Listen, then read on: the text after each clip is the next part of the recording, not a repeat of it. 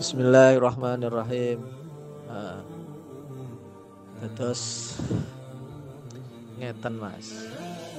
Kadang kita itu meminta sesuatu yang sebetulnya menurut Allah itu mungkin belum baik atau kalau kita mendapatkan. Jadi dalam Al-Quran disebutkan bisa jadi engkau menganggap itu baik, tapi menurut Allah tidak baik. Bisa jadi sebaliknya, menurut engkau tidak baik, menurut Allah baik. Ini sering terjadi hal-hal yang seperti ini. Ya manusiawi, ingin punya uang banyak, ingin hidupnya tenang, ingin hidupnya bahagia, ya manusiawi, itu manusiawi. Cuma yang jadi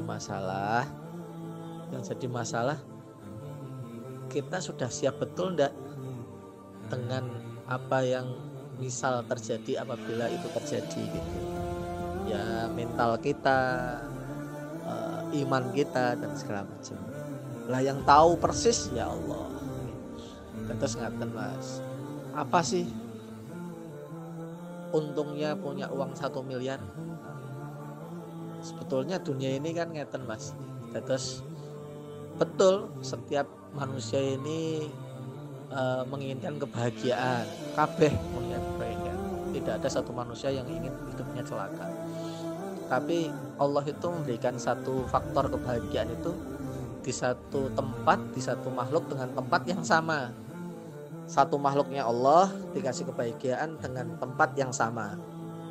Contoh nih, ikan, Allah berikan letakkan kebahagiaan ikan itu nggih teng air.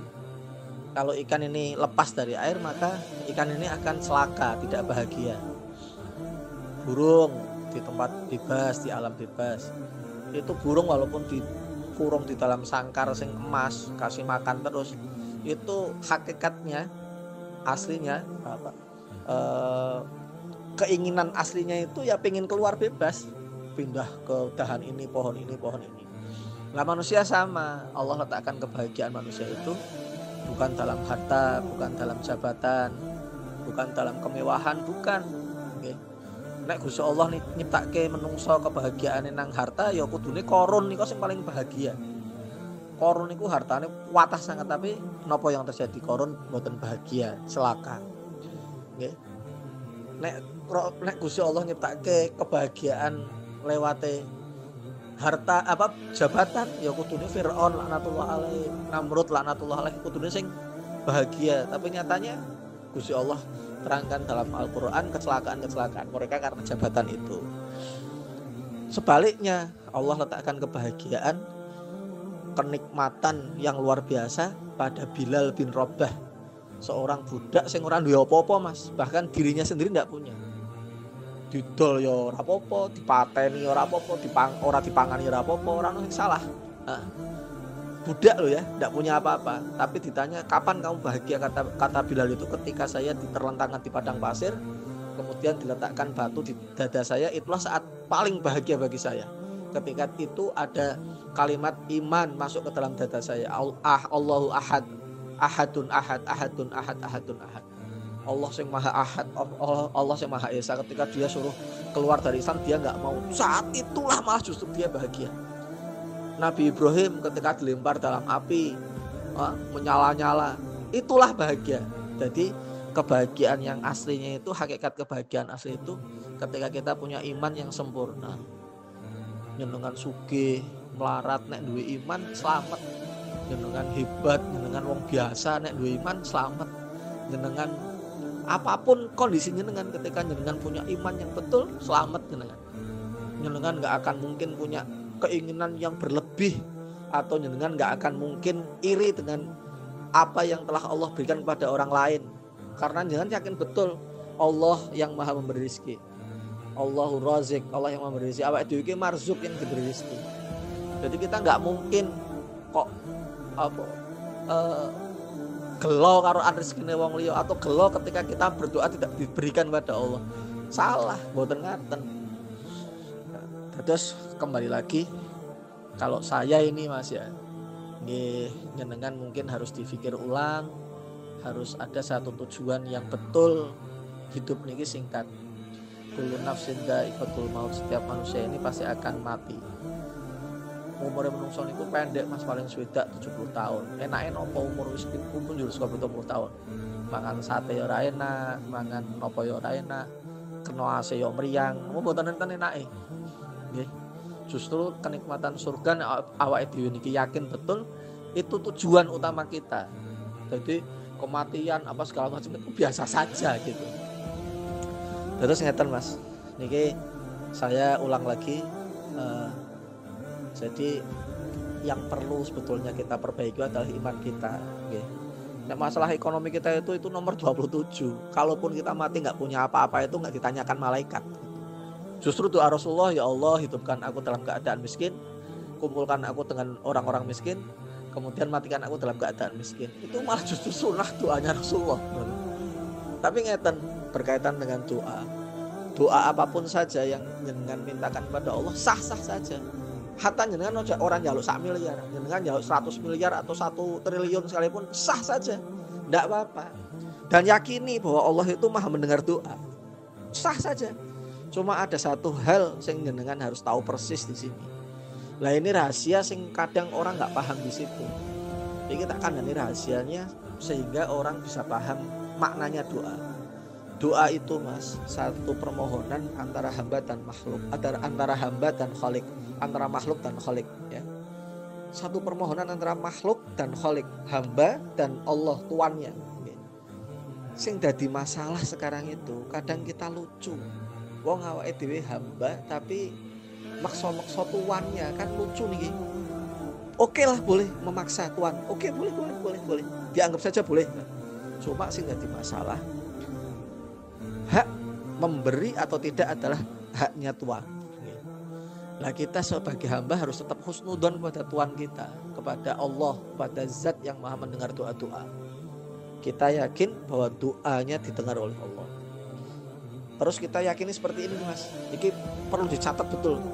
Doa apapun silahkan, tidak ada masalah. Yakini, nek kalau Gusti Allah itu memberikan jawaban atas doa jenengan, artinya dikabulkan doa jenengan, maka itu bisa jadi kebaikan buat jenengan atau jadi ujian besar buat jenengan. Misal jenengan diganjar kok langsung dikasih duit 1 miliar, itu bisa jadi kebaikan buat jenengan kalau emang iman jenengan betul ya. Jenengan orang gue macem-macem. Tapi kalau jenengan kok imannya salah, dikasih 1 miliar, oh jenengan macem-macem, jeng-jeng, golek bojo anyar sing ayu, golek apa? Tuku sing obat-obatan terlarang, tuku iki sing hal-hal sing muspro, malah jadi satu keburukan buat jenengan. Dilingin ya, kalau diterima sama Allah buat. Tapi kalau tidak diterima, yakinilah bahwa Allah akan ganti, Allah akan beri sesuatu yang lebih baik daripada yang jenengan minta. Besok Mas, teng surga itu, besok di surga itu akan ada satu doa yang jenengan itu doa telat asli. Salah satu penghuni surga itu doa, ya Allah nek ngerti pahalanya doa yang tidak dikabulkan di dunia, maka saya akan berdoa terus dan saya minta doa saya jangan dikabulkan di dunia. Mergo pahalanya itu akan ditampakkan sempurna betul besok nang akhirat. Lah kadang kita itu menuruti nafsu, pinginnya instan dan segala macam. Kula ilike pindah meleh yang terakhir bahwa yang paling penting niki mboten nggo jenengan tok, nggo kula khusus nggo kula niki sing ngomong niki khusus nggo kula kudune kula sing kedah napa yang harus berusaha untuk lebih baik lagi. Yang paling penting adalah saat ini adalah memperbaiki iman kita supaya iman kita enggak salah terhadap maha mendengarnya doa-doa, enggak salah terhadap apa-apa. Iman benar baru akan betul apabila iman ini didasari dengan ilmu yang betul. Maka ngaji yo njegok karo wong sing soleh, aja sering ndelok nang dhuwur, aja sering ndelok wong sing luwih kaya tapi ndelok sing luwih miskin timbang jenengan. Aja ndelok wong sing luwih hebat timbang jenengan tapi njegok ndelok wong sing luwih kurang timbang jenengan. Maka jenengan akan menemukan kata sifat bersyukur. Wong iku nek syukur maka Gusti Allah bakal tambah rezekine. Tapi nek kufur, orang nerima terhadap rezeki yang Allah berikan pada dia, maka Allah akan kurangi rezekinya, bahkan Allah akan beri ujian-ujian lagi. Kula balene pindah malih sakniki yang terpenting nek kula angsal maringi nasihat baik kagem kula piyambak kagem jenengan sing pindah perbaiki iman kita, kemudian perbaiki keilmuan kita supaya kita tahu bagaimana cara mempelajari iman dengan baik, mengaplikasikan iman dengan benar. Kemudian Mas, yang paling penting melih memang Rasulullah sering dawuh kalian para sahabat untuk memperbaiki iman-iman, memperbarui iman-iman mereka. Jaddidu imanakum wa kaifan jaddidu imanana ya Rasulullah qala akhiri min qauli la ilaha illallah.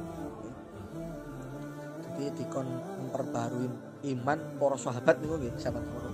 Dikon memperbarui iman dengan banyak mengucapkan la ilaha illallah, menzikirkan la ilaha illallah. Saran dengan terakhir sering zikir ampun lepas zikir la ilaha illallah, istighfar, astagfirullahaladzim, terus sholawat kalih Nabi Muhammad SAW minimal 1000 kalihan alhamdulillah 1000. Nek misal niku saged insyaallah Gusti Allah bakal buka dalan kagem jenengan. Sekap semanten niki pun maghrib. Subhanallah bihamdihi subhanakallahumma rabbana bihamdika asyhadu an la ilaha illa anta astaghfiruka wa atubu ilaik. Assalamualaikum warahmatullahi wabarakatuh.